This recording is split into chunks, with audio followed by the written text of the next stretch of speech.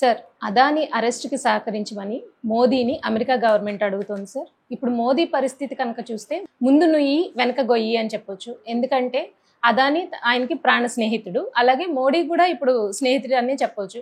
So అసలు మోడీ ఈ విషయంగా ఎటువైపు టర్న్ అయ్యే అవకాశం ఉంది? ఆయన ఆలోచన విధానం ఏంటంటారు?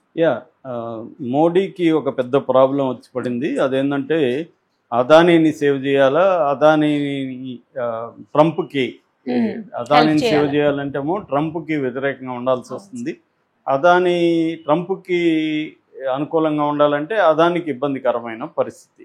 సో దీన్ని మోడీ ఎలా డీల్ చేస్తాడని చూడాలి. అయితే ఇక్కడ కేసు ఏంటంటే మనకి గతంలో కూడా చెప్పుకున్నాం, అదానీ గ్రీన్ ఎనర్జీస్ లిమిటెడ్ ఉంది, దాంతోపాటు అజూర్ పవర్ గ్లోబల్ లిమిటెడ్, ఈ రెండు సంస్థలు కలిసి సెకీ అంటే solar energy corporation of India, SECI అనే సంస్థని వీళ్ళు గతంలో కలిసి వీళ్ళు మేము ఇట్లా సోలార్ ఎనర్జీని 12 గిగావాట్ల సోలార్ ఎనర్జీని మీకు సప్లై చేస్తాము, ఉత్పత్తి చేసి మీకు సప్లై చేస్తామని చెప్పారు. మామూలుగా సోలార్ ఎనర్జీని డైరెక్ట్గా ప్రొడ్యూసర్ రాష్ట్రాలకి అమ్మడానికి లేదు, మధ్యలో solar energy corporation of India ఉంటుంది, వాళ్ళకి అమ్మితే వాళ్ళు స్టేట్లకు అమ్ముతారు.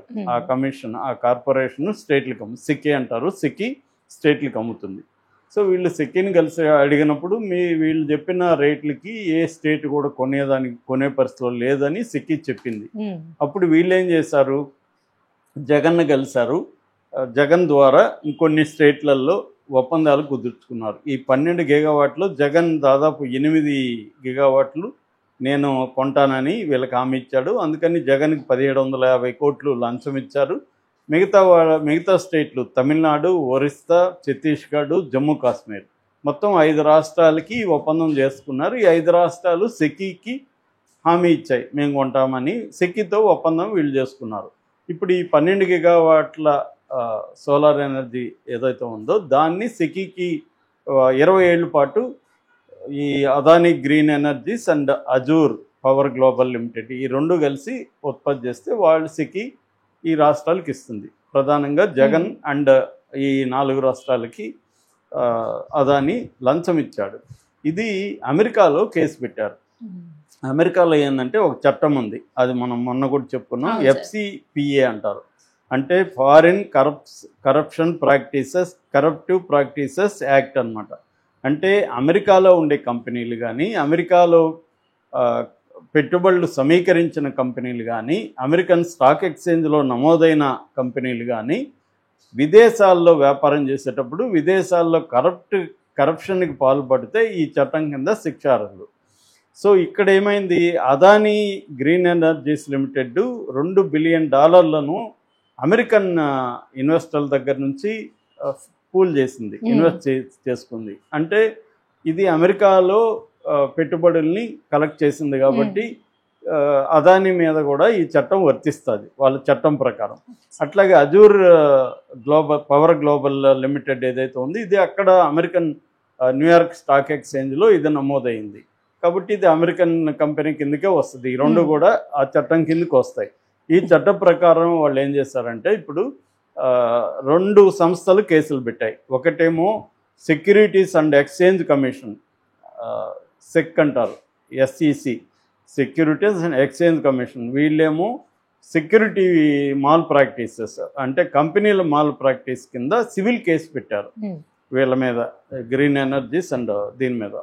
అట్లాగే DOJ అంటారు, డిపార్ట్మెంట్ ఆఫ్ జస్టిస్, ఇది క్రిమినల్ కేసు పెట్టారు. అంటే ఒక క్రిమినల్ కేసు, ఒక సివిల్ కేసు అదాని మీద, అజూర్ పవర్ దీని మీద పెట్టారు. పెట్టి అయితే జగన్ అనే పేరు చెప్పలేదు కానీ ఆంధ్రాలో పబ్లిక్ అఫీషియల్ అని చెప్పారు. వాళ్ళ భాష ఒకటి ఉంటుంది, మన భాష వేరు, వాళ్ళ భాష వేరు. పబ్లిక్ అఫీషియల్ నెంబర్ 1 అంటే ఎవరు, ఆంధ్రాలో జగనే ఆ టైంలో. కాబట్టి జగనే అని పేరు చెప్పకపోయినా ఇంకా జగన్ కిందకే లెక్క. అయితే ఇప్పుడు ఏమైందంటే వీళ్ళల్లో అదాని మీద, తర్వాత వాళ్ళ మేనల్లుడు సాగర్ అదాని మీద, ఆ తర్వాత వినీత్ జైన్ అని ఈ అదాని గ్రీన్ ఎనర్జీస్ లిమిటెడ్ ఉంది కదా దాని మీద, CEO వినీత్ జైన్ మీద కేసులు పెట్టారు. మొత్తంగా అదానికి ఏంటంటే 11 కంపెనీలు ఉన్నాయి. అదాని పోర్ట్స్ కావచ్చు, అదాని గ్రీన్ ఎనర్జీ, ఇలా రకరకాలుగా. ఇప్పుడైతే కేసులు పెట్టారో అదాని స్టాక్లో అదాని మార్కెట్ బాగా డౌన్ అయింది. దాని తర్వాత అదానికి ప్రపంచవ్యాప్తంగా కూడా కొన్ని ఒప్పందాలు రద్దు చేసుకున్నారు. For example Kenya $2.6 billion project, అది ఎయిర్పోర్ట్లని ఇంప్రూవ్ చేయడం, పోర్ట్లని డెవలప్ చేయడం, సీ పోర్ట్లని, ఇవన్నీ కెన్యా విత్డ్రా చేసుకుంది, క్యాన్సిల్ చేసుకుంది. అలాగే ఫ్రాన్స్లో టోటల్ ఎనర్జీస్ అనే ఒక సంస్థ అదాని కంపెనీల్లో $3.8 బిలియన్ ఆల్రెడీ ఇన్వెస్ట్ చేసింది. కొత్త ఇన్వెస్ట్మెంట్లకు కూడా ఒప్పందాలు ఉన్నాయి. అయితే అది కొత్త ఇన్వెస్ట్మెంట్ నుంచి వెనక్కి వెళ్ళిపోయింది. సో అదొక పెద్ద దెబ్బ అదానికి. అట్లాగే శ్రీలంకలో కూడా రీసెంట్గా విత్డ్రా చేసుకుంది. మామూలుగా అదాని అమెరికాలో ఉండే ఇంటర్నేషనల్ డెవలప్మెంట్ ఫైనాన్స్ కార్పొరేషన్లో $500 మిలియన్ ఇంతకుముందు అడుగున్నాడు ఫండ్ ఇమ్మని. కానీ ఇప్పుడు శ్రీలంక విత్డ్రా చేసుకునింది. శ్రీలంకలో పోర్ట్ డెవలప్మెంట్ అదాని చేస్తున్నాడు. సో ఈ కార్పొరేషన్ నుంచి కూడా అదాని కూడా విత్డ్రా అయిపోయాడు. మాకు ఇప్పుడు అవసరం లేదు, ఎందుకంటే శ్రీలంక వద్దని. ఇలాగే ఇంటర్నేషనల్ కూడా అదానికి బ్యాడ్ నేము, దీనివల్ల ఇబ్బందులు వచ్చాయి. నేషనల్ లెవెల్లో కూడా వాళ్ళ మార్కెట్ అనేది స్టాక్ మార్కెట్లో పడిపోయింది, మళ్ళీ కొంచెం పుంజుకుంది. సో ఈ నేపథ్యంలో మామూలుగా గత వారం మనం కూడా ఒక స్టోరీ చెప్పుకున్నాం. అదేంటంటే ట్రంప్ ఈ FCPA చట్టం ఏదైతే ఉందో, ఫారిన్ కరప్టివ్ ప్రాక్టీసెస్ యాక్ట్, దాన్ని పాజులో పెట్టాడు. ఆ పాజులో పెట్టింది ఈయన కోసమే పెట్టాడని కూడా యాంటీ మోడీ మీడియా, కాంగ్రెస్ వాళ్ళు ప్రచారం చేశారు. నిజానికి అది అదాని కోసం చేసింది కాదు, అమెరికా కోసం ట్రంప్ చేశాడు. ట్రంప్ వేరే ఎవరికి కోసము చేయడు.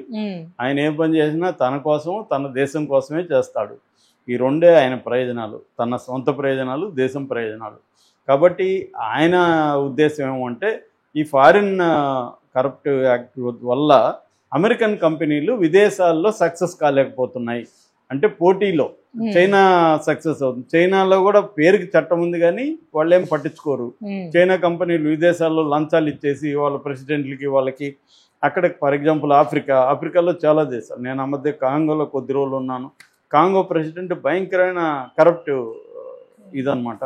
చైనా కంపెనీలు ఎక్కువ అక్కడ మినరల్స్ ఇవన్నీ చాలా పెద్ద ఉంటాయి. ఈవెన్ కిన్షాసా కాంగో క్యాపిటల్లో కూడా నేను పోయినప్పుడు రోడ్స్ అంతా కూడా చైనా వాళ్ళే వేస్తున్నారు. చైనాలో ఉండే ఖైదీలనంతా, జైళ్ళల్లో ఉండే ఖైదీలను ఇక్కడ లేబర్గా ఉపయోగించేది చైనా అనమాట. చైనా మినిస్ట్రీలలో కూడా ఒక ఆఫ్రికన్ మినిస్ట్రీ కూడా ఒకటి ఉంటుంది. ఆఫ్రికాలో పెట్టుబడులను పర్యవేక్షించడానికి కూడా ఒక మంత్రిత్వ శాఖ చైనాలో ఉంటుంది. సో ఇటువంటి కాంపిటీషన్లు ఎదుర్కోవాలంటే మనకి చట్టం అవరోధంగా ఉందనేది ట్రంప్ ఇది. దానివల్ల ఇప్పుడు అదానికి ఊరట లభించింది అనుకున్నారు. కానీ ఇప్పుడు అదానికి ఊరట లభించే పరిస్థితి కనిపించలేదు. ఎందుకంటే ఈ సెక్యూరిటీ సంస్థ లేటెస్ట్గా ఏం చెప్పిందంటే అదానిని అరెస్ట్ చేస్తున్నాం అని చెప్పలేదు, నోటీసులు సర్వ్ చేయాలి. అదానికి నోటీసులు సర్వ్ చేయడానికి మామూలుగా ఒక దేశం ఇంకొక దేశంలో ఉండే క్రిమినల్స్కి నోటీసులు సర్వ్ చేయాలంటే దీనికి ఒక అంతర్జాతీయ ఒప్పందం ఉంది. దాని పేరు ఏంటంటే Hague Service Convention for service abroad of judicial, non judicial documents in civil or commercial matter అనేది పూర్తి పేరు. దీన్ని సింపుల్గా హేగ్ కన్వెన్షన్ అని పిలుస్తారనమాట. ఈ హేగ్ కన్వెన్షన్లో 90 దేశాలు సంతకాలు చేసాయి, ఇండియా కూడా ఉంది. సో వాళ్ళు ఇప్పుడు ఏంటంటే ఈ అదానికి నోటీసులు ఇవ్వాలంటే మన union central ministry of law and justice డిపార్ట్మెంట్కి లెటర్ రాశారు.